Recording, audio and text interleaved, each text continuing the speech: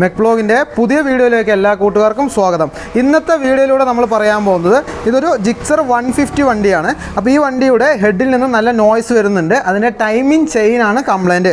ആ timing chain എങ്ങനെ നമുക്ക് കൃത്യമായി ചേഞ്ച് ചെയ്യാം എന്നാണ് നമ്മൾ വിശദമായി പറയാൻ പോകുന്നത്. വീഡിയോ ഇഷ്ടപ്പെട്ടാൽ വീഡിയോയ്ക്ക് ലൈക്ക് ചെയ്യാനും അതുപോലെ തന്നെ ഞങ്ങളുടെ ചാനൽ സബ്സ്ക്രൈബ് ചെയ്യാനും മറക്കരുത്. അപ്പോൾ ഈ വണ്ടിയുടെ നോയ്സ്, എൻജിൻ നോയ്സും ഞാൻ കേൾപ്പിച്ചു തരാം.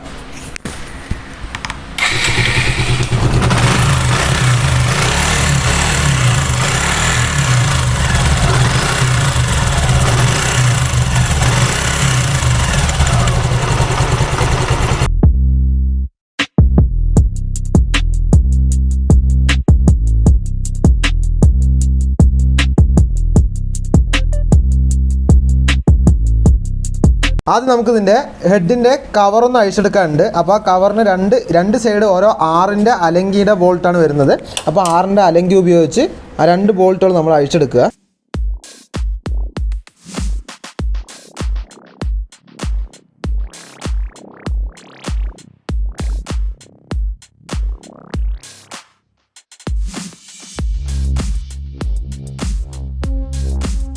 ഈ 2 ബോൾട്ടുകൾ നമ്മൾ അഴിച്ചെടുത്തു. അതിനുശേഷം ഈ ഹെഡിൻ്റെ കവർ നമ്മളൊന്ന് ഊരിയെടുക്കുക.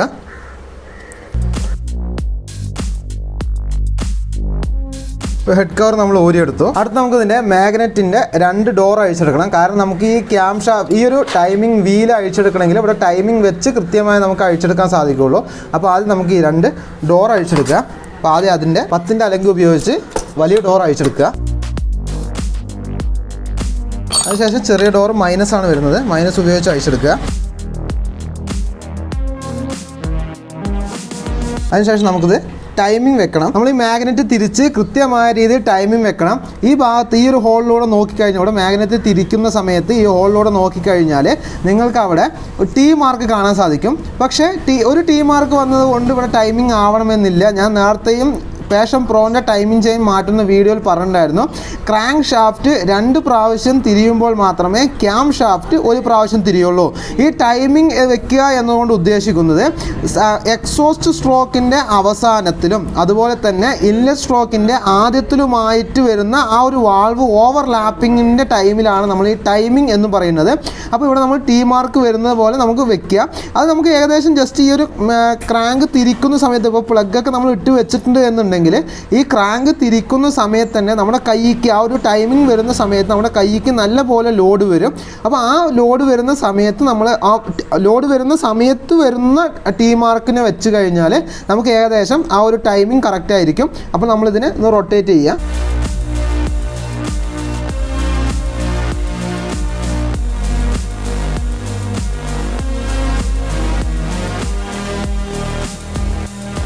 അപ്പോൾ ടി മാർക്ക് വന്നു.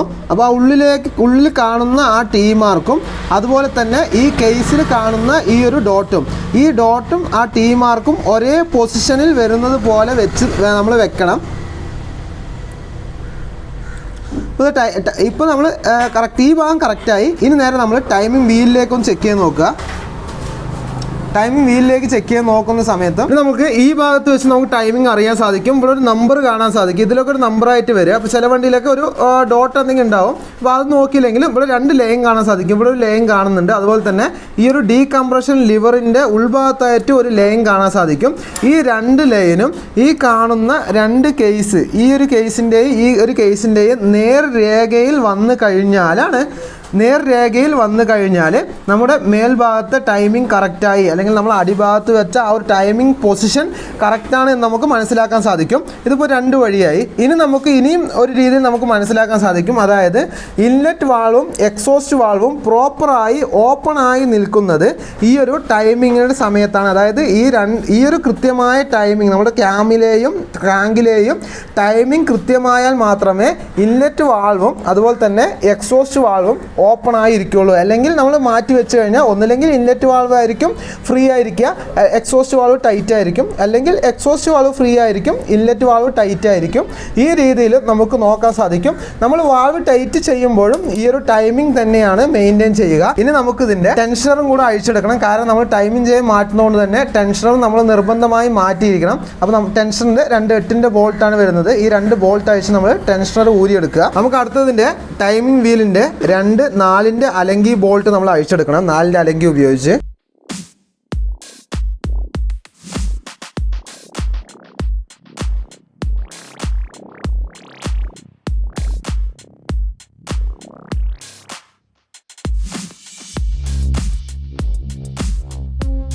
ഇതിലൊരു പ്ലേറ്റും കൂടെ വരും. ആ പ്ലേറ്റ് ഉള്ളിൽ പോകാതെ നമ്മൾ ശ്രദ്ധിക്കണം.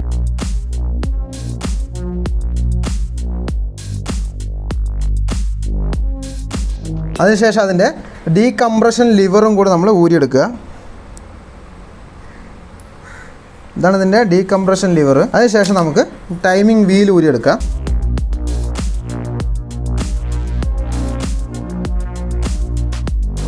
ഇനി നമുക്കിതിൻ്റെ ടൈമിംഗ് ചെയിൻ ഊരിയെടുക്കാൻ വേണ്ടി മാഗ്നറ്റ് കവർ ഊരിയെടുക്കണം. അപ്പോൾ മാഗ്നറ്റ് കവർ ഊരിയെടുത്ത ഓയിൽ വരും. അപ്പോൾ അതിന് മുമ്പായിട്ട് നമ്മളിതിൻ്റെ ഡ്രെയിൻ ബോൾട്ട് അഴിച്ചെടുത്ത് നമ്മൾ ഓയിൽ ഫുള്ളായി ഡ്രൈൻ ചെയ്തെടുക്കുക. ഇതിൽ 14 mm ഡ്രെയിൻ ബോൾട്ടാണ് വരുന്നത്.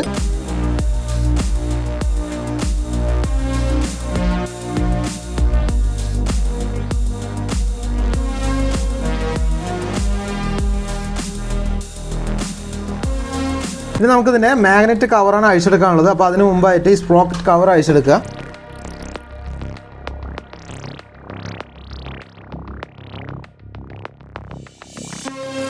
ഇനി അതിനുശേഷം നമ്മൾ ഈ മാഗ്നറ്റ് കവറിൻ്റെ മുഴുവൻ ബോൾട്ടുകളും അഴിച്ചെടുക്കുക. അതിനു മുമ്പ് ഈ ലോക്കൊന്ന് എടുത്ത് വിടുക, എന്നാലേ വയറിങ് പുറത്തോട്ട് വരുള്ളൂ.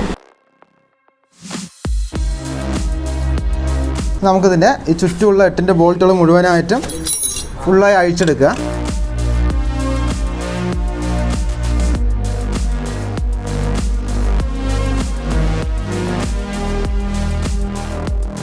അതിനുശേഷം നമ്മൾ ഈ സെൽഫിൻ്റെ വീലും കൂടെ ഊരിയെടുക്കണം.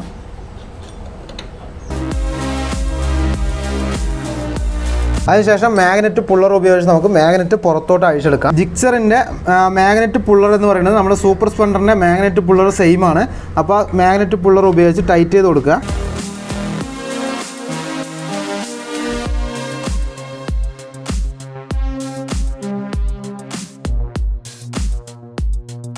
ജസ്റ്റ് ഇതിൽ തട്ടിക്കഴിഞ്ഞാൽ അത് ഊരി വരും.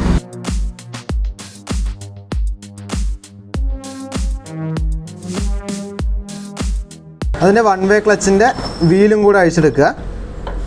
അതിനുശേഷം അതിൻ്റെ ഒരു നീഡിൽ ബെയറിംഗ് കൂടെ വരും. ഈ നീഡിൽ ബെയറിംഗ് അഴിച്ചെടുക്കുക. ഇതാണ് നമ്മുടെ ടൈമിംഗ് ചെയിൻ വരുന്നത്. ഇനി നമുക്ക് ടൈമിംഗ് ചെയിൻ പുറത്തോട്ട് ഇതിലൂടെ അഴിച്ചെടുക്കാൻ സാധിക്കും.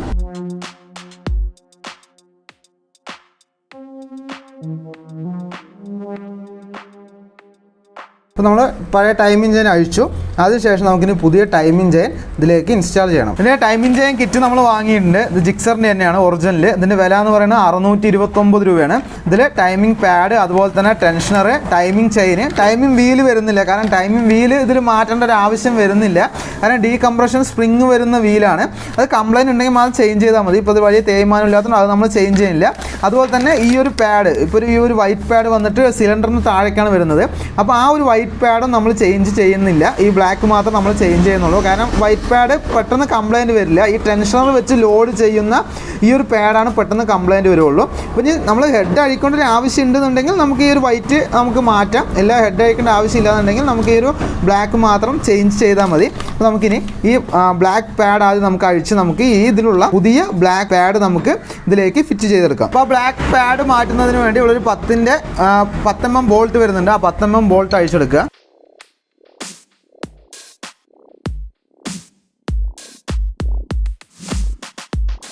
അതിനുശേഷം പുതിയ ടൈമിംഗ് ചെയിൻ ഇട്ടതിന് ശേഷം നമുക്ക് ആ പുതിയ പാഡ് നമുക്ക് ഫിറ്റ് ചെയ്യാം.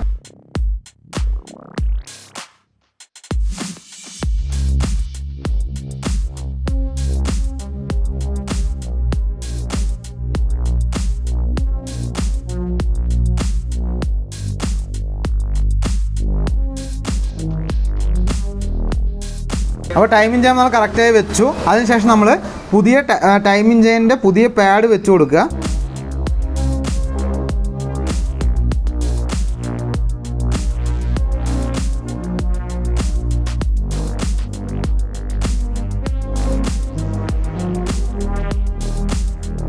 അപ്പോൾ നമ്മൾ ടൈമിംഗ് പാഡ് സെറ്റ് ചെയ്തു. ഇനി നമുക്കിവിടെ ടൈമിംഗ് വീൽ ഇടണമെങ്കിൽ അത് നമുക്ക് ടൈമിംഗ് വെക്കണം. അപ്പോൾ അതിന് ഈ ഭാഗത്ത് മുഴുവനായിട്ട് നമ്മൾ ഫിറ്റ് ചെയ്തതിന് ശേഷമാണ് മേലത്തെ ഫിറ്റ് ചെയ്യണുള്ളൂ.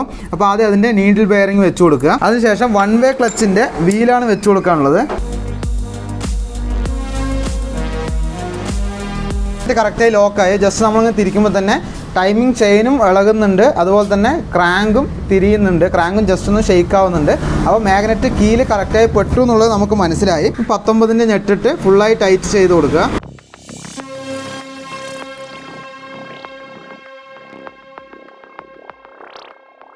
ഇനി നമുക്ക് വെക്കാനുള്ളത് സെൽഫിൻ്റെ വീലാണ്. സെൽഫിൻ്റെ വീല് ജസ്റ്റ് ഒന്ന് വെച്ച് കൊടുക്കുക. കാരണം ഈ ചെറിയ വീല് ഉള്ളിലോട്ട് പോകുന്ന രീതിയിലായിരിക്കണം വെക്കേണ്ടത്. കാരണം ഈ വീലിൽ വന്നിട്ട് ഇതിൻ്റെ സെൽഫ് മോട്ടർ മെഷ് ചെയ്യുകയും ഈ രണ്ടാമത് കാണുന്ന ഈ ചെറിയ വീലിലാണ് നമ്മുടെ 1 വേ ക്ലച്ചിൻ്റെ വീല് വന്ന് മെഷ് ചെയ്യുകയും ചെയ്യുന്നത്.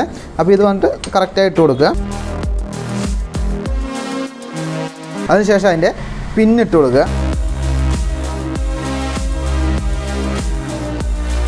അതിന് മേലെ ചെറിയൊരു ബുഷും കൂടെ ഉണ്ടാവും, ആ ബുഷും കൂടെ വെച്ച് കൊടുക്കുക. ഇനി നമുക്ക് മാഗ്നറ്റ് കവർ ഫിറ്റ് ചെയ്യാം. അപ്പോൾ മാഗ്നറ്റ് കവറിൻ്റെ പാക്കിംഗ് ഒന്നും പൊട്ടാത്തത് കൊണ്ട് തന്നെ മാഗ്നറ്റ് കവറിൻ്റെ പാക്കിംഗ് നമ്മൾ മാറ്റുന്നില്ല. പൊട്ടിയിട്ടുണ്ടെന്നുണ്ടെങ്കിൽ നമ്മൾ മാഗ്നറ്റ് കവറിൻ്റെ പാക്കിംഗ് ചേഞ്ച് ചെയ്യണം.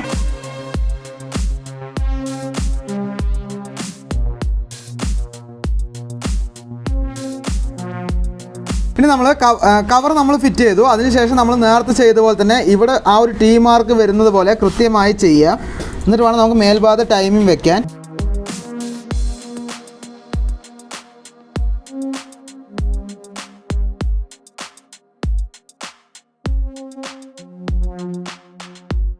അപ്പോൾ ആ ഒരു ടീ മാർക്ക് നമ്മൾ കറക്റ്റായി വെച്ചു. ആ ഒരു ടീ മാർക്ക് ഈ ഒരു മേൽഭാഗത്തേക്ക് വരുന്നത് പോലെ, ഈ മേൽഭാഗത്തെ ഡോട്ടും ആ ടീ മാർക്കും ഒരേപോലെ വരുന്നത് പോലെ വെച്ചു. അതിനുശേഷം നമുക്കിവിടെ മേൽഭാഗത്ത് ടൈമിംഗ് വീല് സെറ്റ് ചെയ്യണം. ടൈമിംഗ് വീലിന് പ്രത്യേകിച്ച് തേയ്മാനങ്ങളൊന്നും വന്നിട്ടില്ല, അതുകൊണ്ട് തന്നെയാണ് നമ്മൾ ടൈമിംഗ് വീൽ ചേഞ്ച് ചെയ്യാത്തത്. അപ്പോൾ ഈ ടൈമിംഗ് വീല് നമ്മൾ കറക്റ്റായിട്ട് വെച്ച് കൊടുക്കുക. ഞാൻ നേരത്തെ പറഞ്ഞ പോലെ തന്നെ ഈ രണ്ട് വര ഈ കാണുന്ന കേസ് ഈ രണ്ട് ഭാഗത്തിൻ്റെ മട്ടത്തിൽ നിൽക്കുന്നത് പോലെ ഫിറ്റ് ചെയ്യണം. അതുപോലെ തന്നെ ഈ 34J എന്ന് എഴുതിയ ഭാഗം മേൽഭാഗത്തേക്കും, ചിലതിൽ ടി എന്ന് എഴുതിയിട്ടുണ്ടാകും, പൾസറിലൊക്കെ ടി ഉണ്ടാവും, അതുപോലെ തന്നെ സ്പ്ലെൻഡർ പോലത്തെ വണ്ടികളിലൊക്കെ ഒരു ഡോട്ടാണ് ഉണ്ടാവുക. അപ്പോൾ ആ ഭാഗമൊക്കെ മേൽഭാഗത്തേക്ക് വരുന്നത് പോലെയും ഈ ഒരു 2 വര വന്നിട്ട് ഈ 2 കേസിനോട്, ഈ കേസിൻ്റെ ഈ 2 ഭാഗത്തോട് മട്ടത്തിൽ നിൽക്കുന്നത് പോലെ നമ്മൾ ഫിറ്റ് ചെയ്ത് കൊടുക്കണം.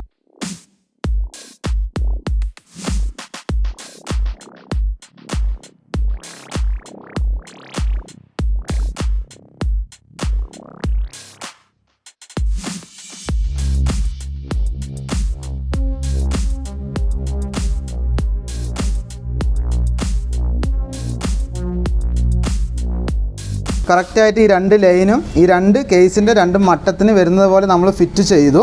അതിനുശേഷം അതിൻ്റെ ഡീകംപ്രഷൻ ലിവർ വെച്ച് കൊടുക്കുക. ഇനി നമുക്കിതിൻ്റെ പ്ലേറ്റ് വെച്ച് 2 അലങ്കി ബോൾട്ടുകൾ ടൈറ്റ് ചെയ്യണം. നമ്മൾ ഈ ഒരു പ്ലേറ്റ് വെച്ചിട്ട് വേണം അതിൻ്റെ അലങ്കി ബോൾട്ട് ടൈറ്റ് ചെയ്യാൻ. ആ പ്ലേറ്റ് വെച്ച് അലങ്കി ബോൾട്ട് ടൈറ്റ് ചെയ്യുന്നതിന് മുമ്പ് ഈ ഡീകംപ്രഷൻ ലിവർ ഇത് നമ്മൾ ഈ രീതിയിലായിരിക്കണം വരേണ്ടത്. ഈ ഒരു പ്ലേറ്റ് വെച്ച് ഫിറ്റ് ചെയ്യുന്നതിന് മുമ്പ് ഈ ഒരു ആം വന്നിട്ട് ഈ ഡീകംപ്രഷൻ ലിവറിൽ ലോഡ് ചെയ്യുന്നത് പോലെ ഈ ഒരു രീതിയിലായിരിക്കണം വന്ന് നിൽക്കേണ്ടത്. ഇതിങ്ങനെയായിരിക്കും വർക്കിംഗ് ആവുക. അപ്പോൾ ആദ്യം ഈ പ്ലേറ്റ് മാത്രം വെച്ച് കൊടുക്കുക. മേൽഭാഗത്തോട്ടാക്കിയിട്ട് പ്ലേറ്റ് വെച്ച് കൊടുക്കണം. ഈ രീതിയിൽ ആക്കിയിട്ട് പ്ലേറ്റ് വെച്ച് കൊടുക്കുക. അതിനുശേഷം ഈ ബോൾട്ട് അല്ലെങ്കിൽ ഈ ബോൾട്ട് ജസ്റ്റ് ഒന്ന് ടൈറ്റ് ചെയ്യുക. അതിനുശേഷം ഈ ഒരു ആം ഡീകംപ്രഷൻ ലിവറിനോട് ലോഡ് ചെയ്ത് മേലോട്ടാക്കിയതിന് ശേഷം അടിഭാഗത്തെ ബോൾട്ടും ഇവിടെ ടൈറ്റ് ചെയ്ത് കൊടുക്കുക. ഇനി 2 ബോൾട്ടും ഫുള്ളായി ടൈറ്റ് ചെയ്യുക. ഇത് ഈ രീതിയിലാണ് ഇങ്ങനെ വർക്ക് ചെയ്തുകൊണ്ടിരിക്കുക. അത് ലോഡാവും. അതായത് നമുക്ക് കംപ്രഷൻ, നമ്മൾ വണ്ടി എടുക്കുന്ന സമയത്ത് ഇപ്പോൾ കംപ്രഷൻ സ്ട്രോക്കിലാണ്, അപ്പോൾ നമ്മൾ കിക്കർ അടിക്കുന്ന സമയത്തൊക്കെ വണ്ടിയിൽ നല്ല രീതിയിൽ നമുക്ക് ടൈറ്റ് ഫീൽ ചെയ്യും. ആ ടൈറ്റ് ഫീൽ ചെയ്യാതിരിക്കാൻ വേണ്ടിയിട്ട് ആ ഒരു ഉള്ള കംപ്രഷനെ പുറന്തള്ളാൻ വേണ്ടിയിട്ടാണ് ഈ ഒരു ഡീകംപ്രഷൻ ലിവർ കൊടുത്തിരിക്കുന്നത്. അപ്പോൾ ഇത് വർക്ക് ചെയ്യുമ്പോൾ ആ ഒരു ഭാഗം ഓപ്പൺ ആയിട്ട് അതിലൂടെ കംപ്രഷൻ പുറത്തു പോകും. അപ്പോൾ അതിന് വേണ്ടിയാണ് ഡീകംപ്രഷൻ ലിവർ. ഇപ്പോൾ അത്യാവശ്യം എല്ലാ വണ്ടികളിലും ഈ ഒരു ഡീകംപ്രഷൻ ലിവർ വരുന്നുണ്ട്. ഈ 2 അലങ്കി ബോൾട്ടും ഫുൾ ടൈറ്റ് ചെയ്യുക. അപ്പോൾ നമ്മൾ ടൈമിംഗ് ചെയിൻ ഫുള്ളായി ഫിറ്റ് ചെയ്തു. ടൈമിംഗ് വീല് അതുപോലെ തന്നെ ടൈമിംഗ് ചെയിൻ എല്ലാം ഫിറ്റ് ചെയ്തു. അതിനുശേഷം ഇനി ഇതിൻ്റെ 2 ഭാഗത്തെയും ടൈമിംഗ് കറക്റ്റാണോ എന്ന് ഒന്നുകൂടെ ചെക്ക് ചെയ്യണം. ഈ 2 വരകൾ ഈ കേസിൻ്റെ ഈ ഭാഗത്തോട് മട്ടത്തിൽ നിൽക്കുന്നുണ്ടോ എന്നും, അതുപോലെ തന്നെ ഈ താഴ്ഭാഗത്ത് ഈ മാഗ്നറ്റിൻ്റെ ടി മാർക്ക് കറക്റ്റായിട്ട് നമുക്ക് കാണുന്നുണ്ടോ, അതായത് ഈ ഡോട്ടിനോട് മാച്ചായിട്ട് നമ്മുടെ മാഗ്നറ്റിലുള്ള ടി മാർക്ക് കറക്റ്റായിട്ട് നിൽക്കുന്നുണ്ടോ എന്നും കൂടെ ചെക്ക് ചെയ്ത് കഴിഞ്ഞാൽ ഈ ടൈമിംഗ് ഓക്കെ ആയി നമുക്ക് മനസ്സിലാക്കാൻ സാധിക്കും. ഇനി നമുക്ക് ഫിറ്റ് ചെയ്യാനുള്ളത് ടെൻഷനറാണ്. അപ്പോൾ പുതിയ ടെൻഷനർ ആ ഒരു കിറ്റിനോട് കൂടെ വന്നിട്ടുണ്ട്. അപ്പോൾ ടെൻഷനറിൻ്റെ പുതിയ പാക്കിംഗ് കൂടെ ഇതിലേക്ക് വെച്ച് കൊടുക്കുക. അതിനുശേഷം അതിൻ്റെ 2 8-ന്റെ ബോൾട്ട് വെച്ച് ടൈറ്റ് ചെയ്യുക. ടെൻഷനർ ഫുള്ളായി റിലീസ് ചെയ്തതിന് ശേഷം നമ്മൾ ടെൻഷനർ ഫിറ്റ് ചെയ്യരുത്. ടെൻഷനർ ഫുള്ളായി ഉള്ളിലോട്ട് ലോഡ് ചെയ്തതിന് ശേഷം ടെൻഷനർ ഫിറ്റ് ചെയ്ത് അതിനുശേഷം മാത്രം നമ്മൾ എന്ത് ചെയ്യുക, ടെൻഷനർ റിലീസ് ചെയ്താൽ മതി.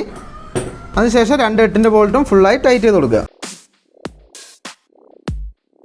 അപ്പോൾ നമ്മൾ ഏകദേശം എല്ലാം സെറ്റ് ചെയ്തു. ഇനി നമുക്ക് വാൾവും കൂടെ ഒന്ന് ചെക്ക് ചെയ്യണം. വാൾവ് കറക്റ്റായി ടൈറ്റ് ഉണ്ടോ എന്ന് നോക്കണം. ഞാൻ നേരത്തെ പറഞ്ഞിട്ടുണ്ടായിരുന്നു വാൾവിൻ്റെ ഒരു കോമൺ അളവ് എന്ന് പറയുന്നത് ഇൻലെറ്റ് 0.08 mm എക്സോസ്റ്റ് 0.10 mm ആണ്. അപ്പോൾ നമ്മളിതിൽ ഓരോ വണ്ടിക്കും അതിൻ്റേതായ അളവുണ്ട്. അപ്പോൾ നമ്മൾ കോമൺലി വെക്കുന്നത് ആ ഒരു അളവാണ്. അപ്പോൾ ഈ വണ്ടിയിൽ കുറച്ചും കൂടെ നമുക്ക് താഴ്ത്തി വെക്കാം. അപ്പോൾ ഇതിൽ നമ്മൾ വെക്കാൻ പോകുന്നത് ഇൻലെറ്റ് 0.05 mm എക്സോസ്റ്റ് 0.08 mm ആക്കിയിട്ടാണ് നമ്മൾ വെക്കാൻ പോകുന്നത്. ആദ്യം ഇതിൽ എത്ര ഗ്യാപ്പ് ഉണ്ട് എന്ന് നമുക്ക് ചെക്ക് ചെയ്ത് നോക്കണം. ഈ ഫീലർ ഗേജിൽ നിങ്ങൾക്ക് കാണാൻ സാധിക്കും 0.05 mm ബ്ലേഡാണ് നമ്മൾ എടുത്തിരിക്കുന്നത്. അപ്പോൾ ആ ബ്ലേഡ് നമ്മൾ ഇൻലെറ്റിലേക്ക് വെച്ച് കൊടുക്കുക. എത്ര ഇതിനേക്കാളും കൂടുതൽ ഗ്യാപ്പ് ഉണ്ടോ എന്ന് ചെക്ക് ചെയ്യാൻ വേണ്ടിയിട്ടാണ്. അല്ല ഫ്രീ ആയിട്ട് കയറി ഇറങ്ങുന്നുണ്ട്. അപ്പോൾ അത് ആ ഒരു രീതിക്ക് അപ്പോൾ ഈ ബ്ലേഡിൻ്റെ അളവിന് നമ്മൾ കറക്റ്റായിട്ട് ടൈറ്റ് ചെയ്ത് കൊടുക്കണം.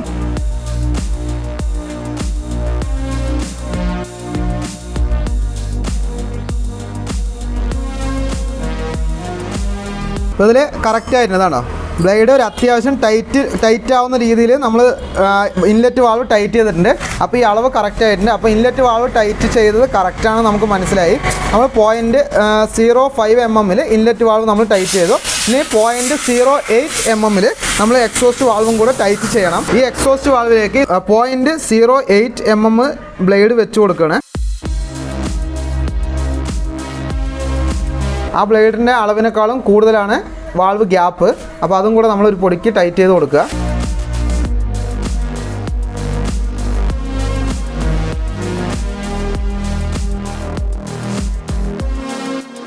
ബ്ലേഡ് അത്യാവശ്യം ടൈറ്റ് ഉണ്ട്. അപ്പോൾ നമ്മൾ ഈ എക്സോസ്റ്റ് വാൾവിൻ്റെ അളവും കറക്റ്റ് ആക്കിയിട്ടുണ്ട്. അതിനുശേഷം നമുക്ക് ടെൻഷനർ റിലീസ് ചെയ്ത് ഹെഡിൻ്റെ കവറിൻ്റെ ബീഡിങ് കൂടെ മാറിയിട്ട് നമുക്ക് വണ്ടി സ്റ്റാർട്ട് ചെയ്ത് നോക്കാം. അതിനുശേഷം നമുക്ക് ടെൻഷനർ റിലീസ് ചെയ്യാം.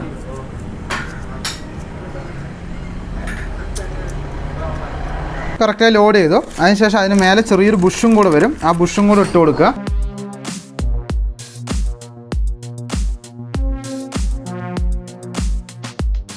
ഇനി നമുക്കിതിൻ്റെ പുതിയ ഹെഡ് ക്യാപ്പ് ഫിറ്റ് ചെയ്യണം. ഹെഡ് ക്യാപ്പിൻ്റെ വില എന്ന് പറയുന്നത് 93 രൂപയാണ്. ഇതിൻ്റെ ഒറിജിനൽ തന്നെയാണ്.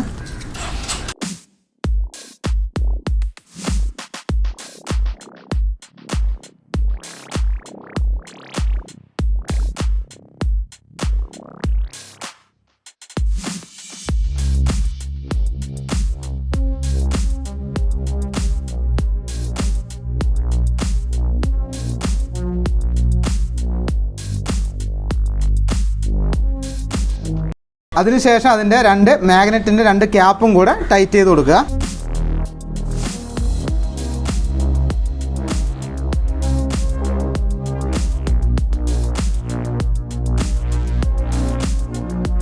ഇനി നമുക്കിതിൻ്റെ പുതിയ ഓയിൽ ഒഴിച്ച് നമുക്ക് സ്റ്റാർട്ട് ചെയ്ത് നോക്കാം. അപ്പോൾ ഓയിൽ ചേഞ്ച് ചെയ്യുന്നതിന് മുമ്പ് നമുക്കിതിൻ്റെ ഓയിൽ ഫിൽറ്ററും കൂടി ചേഞ്ച് ചെയ്യണം. അപ്പോൾ ഓയിൽ ഫിൽറ്ററിൻ്റെ 2 ബോൾട്ട് അഴിച്ചെടുത്ത് ഫിൽറ്റർ ചേഞ്ച് ചെയ്യുക.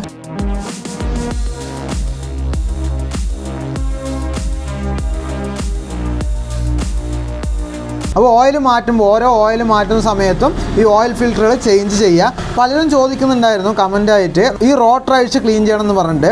സത്യത്തിൽ പറയുകയാണെങ്കിൽ ഓയിൽ ഫിൽറ്റർ ഉള്ള വണ്ടിയിൽ റോട്ടർ ഉണ്ടാവില്ല. ഓയിൽ ഫിൽറ്റർ ഇല്ലാത്ത, അപ്പോൾ പുറമെ എക്സ്റ്റേണൽ ഓയിൽ ഫിൽറ്റർ ഇല്ലാത്ത വണ്ടികളിൽ മാത്രം ഉള്ളിൽ റോട്ടർ ഉണ്ടാവുള്ളൂ. ആ കാര്യം കൂടെ ഒന്ന് മനസ്സിലാക്കി വയ്ക്കുക. ഹോളുള്ള ഭാഗം ഉള്ളിലോട്ടാക്കിയിട്ടാണ് നമ്മൾ ഇടേണ്ടത്.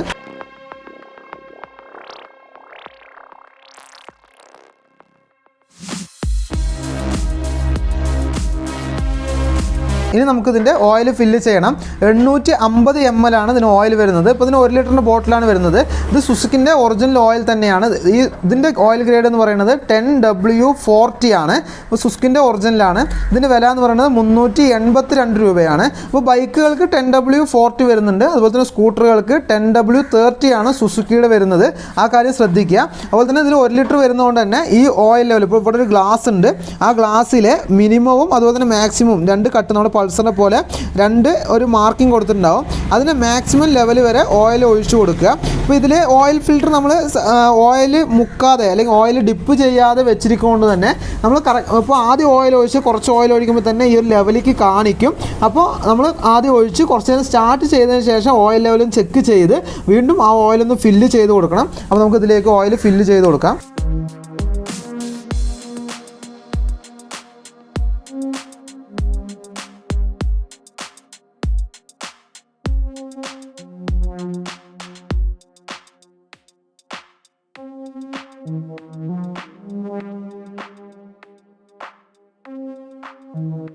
നമ്മൾ ഇതിൻ്റെ ഫുൾ വർക്ക് കഴിഞ്ഞു. നമ്മൾ ടൈമിംഗ് ചെയ്യാൻ മാറ്റി എല്ലാ ഓയിൽ ഒഴിച്ചു. അതിനുശേഷം നമുക്കൊന്ന് ജസ്റ്റ് ഒന്ന് സ്റ്റാർട്ട് ചെയ്ത് നോക്കാം എങ്ങനെയുണ്ട് സൗണ്ട് എന്ന്.